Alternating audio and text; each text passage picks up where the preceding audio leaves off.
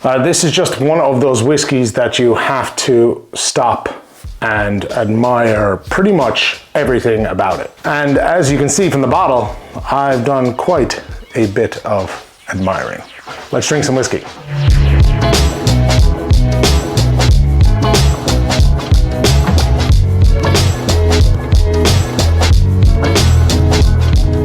Welcome to Whiskey and Whiskey Folks. I'm back. I hope you're keeping well. Showcasing today a first for the channel and a first for Distillery. I'll explain in a second. Grown, distilled, matured, and bottled, I think, in Clonakilty. This is the brand new single pot still whiskey from Clonakilty Distillery. Okay, so it's relatively new. This has been out a while, but I've taken my time with this one because, well, I wanted to get this right. Now, this is certainly a whiskey that has been anticipated widely across the whiskey world here, especially in Ireland. A lot of hype when it first came out, for good reason, of course. Clonakilty's own distilled whiskey, a pivotal moment for any distillery, is their very own release. That's their own spirit, and even more special, it's the first time on this channel for this particular brand. Now, the deets about the distillery itself. Clonakilty Distillery is located in Clonakilty Town, County Cork, a stone's throw from the Atlantic coast. Founded in 2016 by the Scully family, who have been farming the land around the Gallyhead peninsulas for a number of generations. The distillery itself began distilling in 2019 and to date have had a number of sourced whiskies available, as well as their very own minky gin and vodka,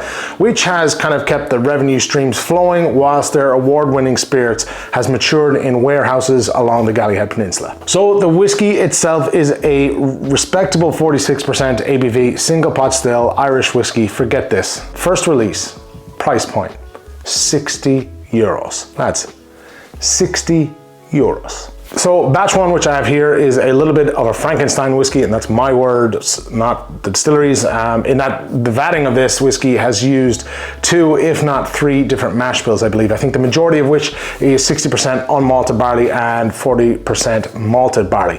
The reason behind this is simple. When they started distilling, they were looking for the right mash bill that they were going to be happy with distilling, that would give them their tastiest new make and eventually tastiest whiskeys. Now, if you've ever seen a picture of a distillery, it's simply stunning. I was there myself in 2019. The 3 pot stills can be seen from the outside, of which there's a 7,000 litre wash still and 4,500 litre inter and spirit still.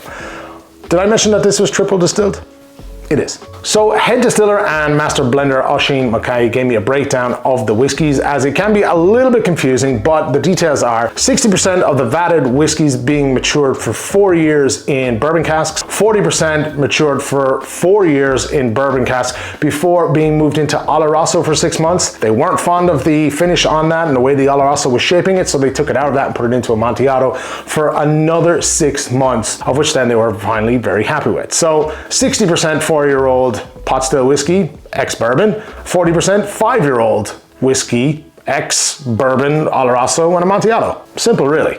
So further down the line, you can expect the next batches to be Amontillado matured and not Oloroso. It's what I was told at a recent Whiskey Guild tasting in Paris, Texas by Oisín himself, which I sat down with Oisín. We had a little talk about it, a little chat about it, and actually I think I have that video on both my Instagram and TikTok accounts, so if you're not following me, you should be. Check them out. My favorite part of the video, we're gonna have a little taste, but first, let's pour. So once again, 46% ABV, triple distilled, single pot still Irish whiskey, 60% of which is 4-year-old ex-bourbon single pot still, and 40% of which is 5-year-old single pot still that's been in ex-bourbon, Oloroso, and then Amontillado. Now, anybody familiar with sherried whiskeys or sherry in general will know that Amontillado is the second in the process of the sherries. So you have Fino, Amontillado, Oloroso, and then PX. So I'm gonna expect this to be a little bit kind of drier on the palate and a little bit more kind of nutty. Let's have a little nose and let's have a little taste. I mean, for 60 euros, and I've had quite a bit of this, so on the initial outset, I wasn't expecting my mind to be absolutely blown. I'd been down the road before, 4 to 5 year old whiskeys. What they lack a little bit is that kind of character, their own kind of staple. They will, of course, give across some nice nose qualities, nice palate qualities, nice finishes to them, but overall the width to the whiskey itself tends to be a little bit kind of narrow. Like I said, just lacking a little bit of character, but there's a reason why I'm kind of hyping this up. on the nose. This is so good on the nose. It opens up with vanilla, demerara sugar, and green fruits. I think apples, pears, when I get that kind of green fruit notes. You should know there is a touch of youth here, but what's really nice about the nose is I can really get some almonds on it. Now, I do recall at the tasting getting a little bit of salted caramel. I'm not quite getting that here when I'm sitting down doing the video. Obviously, different surroundings, different circumstances. I've had a different day, palate-wise. I've ate different food, drank different drinks.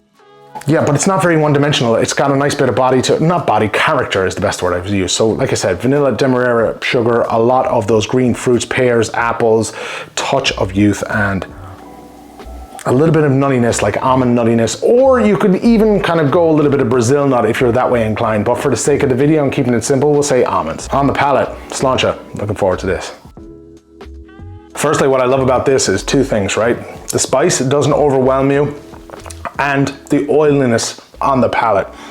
It's bursting with like viscosity, and then you have vanillas, your green fruits transpiring over from the nose to the palate, pears, apples for me. That spice is not overpowering. It's kind of hanging on nicely throughout. I'm getting a little bit of citric notes, but what I'm not getting is bitterness. I used to be kind of fairly fond of single malts, and I found lately I've moved a lot more into the pot still side of things. As a result, maybe it's the whiskeys I'm drinking, I don't know, I'm not getting as much bitterness on the palate. That could be just me either, but let's have another little sup, Sláinte. You're getting a little bit of that youth coming through in terms of barley notes, but your almond notes are still there as well. A little bit more of a Brazil note, but we're kind of going into the finish there as well. It is a little bit youthy. What you get in youthfulness, like you're overpowered by those vanilla, pears, and apples to me. So quite a bit more character than I would have kind of imagined this whiskey to be. And I'm not dogging it by any means. I mean, are there bad points? For some people will think that this is a bit on the young side. I mean, it's 4 to 5 year old whiskey. So, and I drink a lot of 4 to 5 year old kind of different whiskeys, whether it be pot stills or malts or grains. Well, grain is a different category. I won't get into that, but there's plenty of character here, which is the one thing that I was kind of a bit hesitant about going into this. Didn't get a chance to catch him at Whiskey Live. We were incredibly busy walking around, chatting, and anytime I went up to the table, or their stand, the Clonakilty stand, the lads were flat out. So it's one of my regrets that I have from Whiskey Live 2024. Anyway, stand by, my thoughts coming next. So my opinion on this whiskey, I've genuinely really enjoyed drinking this. I've shared out samples with friends of mine. They've all come back and saying, wow, can't believe for 60 quid, this is what we're getting. You know, it's incredibly accessible at that price point. It's got flavor, it's got body. People can enjoy it. It's not ridiculously priced like some of the other releases that we've seen. I think some producers might need to kind of take a look at that. I understand to an extent, but for a first release, making it this accessible to other people and having it as a staple core range, and this being batch one, it's only kind of leads me to believe that things are going to get better. They've really nailed it on the head on this one. Now, flavor-wise, it has character. Definitely, I've said that before. Some complexity to it, more than I think you'd expect. It's not crazy. Don't get this expecting like massive, big, bold flavors. I mean, it's a relatively light, medium to light complexity whiskey, but it's there. Again, I am pleasantly surprised with it. I think they've done a great job in putting out a whiskey that I think people would genuinely be talking about in months/years to come. I do kind of see that more as a point to base these whiskeys on nowadays rather than just a score. I mean, who gives scores anyway anymore? Is this something you're going to be talking about in 6 months or a year's time or 2 years' time? Yes, absolutely. So a big well done to the team in Clonakilty for getting this across the line, making it affordable and making it very, very tasty. In the interest of transparency, I bought this bottle here at a tasting for a reduced price on the night. However, the distillery did send me out one shortly after I bought this, but all thoughts are certainly my own. The distillery don't have any input on this video at all, nor do they get to see it before I release it. Now, to all those out there that have tried this, at this stage, my video is rather late after it's been released for, you know, good purpose. I wanted to make sure that I gave this a fair review, not a review, showcase. What did everyone think of it that has had this? Did you think it was a home run? Did you think it was lacking in something? Am I missing something? I'd like to hear other people's inputs on certain whiskies when it comes down to it. I'm not by any means a professional taster. This is an amateur YouTube showcasing channel where I showcase whiskeys and distilleries. So I'm generally interested, what kind of notes did you have? What did you think it delivered on complexity? And would there be anything in the future you think you'd like to see more of in the style of pot still whiskey from Clonakilty? Now, if you haven't picked one up yourself, I will of course leave a link in the description so that you can find your way to the distillery and find out more information on it. They have some good, they have a good website and it's very interactive. You'll learn a lot. So until next time, I'm going to leave it there. For myself, Brian, the Whiskey Chaser, we'll see you again. Sláinte.